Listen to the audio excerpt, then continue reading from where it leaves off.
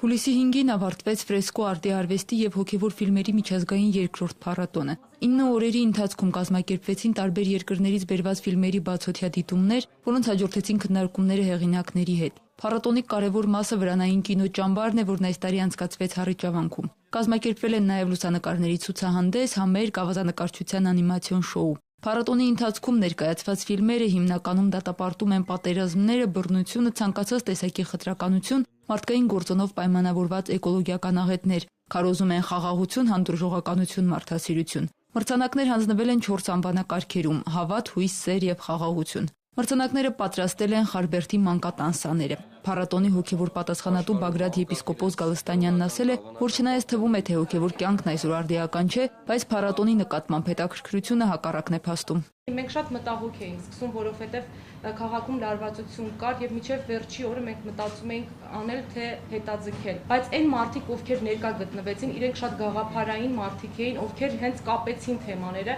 իրենք հենց իրենք մեզ խորհուրդ տվեցին, որ չէ որ նույն սոցիալական թեման է, նույն հոգեվոր բարոյական թեման է եւ փառատոնից ամբողջ առաջ եւ հետո իրենք էլ գտնվում էին մարդկանց կողքը եւ ուզում էին հասկանալ ինչ է իրականում կատարվում։ Ներկա էին ոչ միայն քրիստոնեական երկրներից, այլ նաև մահմեդական երկրներից։ Ինքնին յուրահատուկ, ինչպես ասացի, երկխոսության առիթ էր, մշակութային երկխոսության, հոգևոր երկխոսության, հասկանալու համար, թե մեր նմանները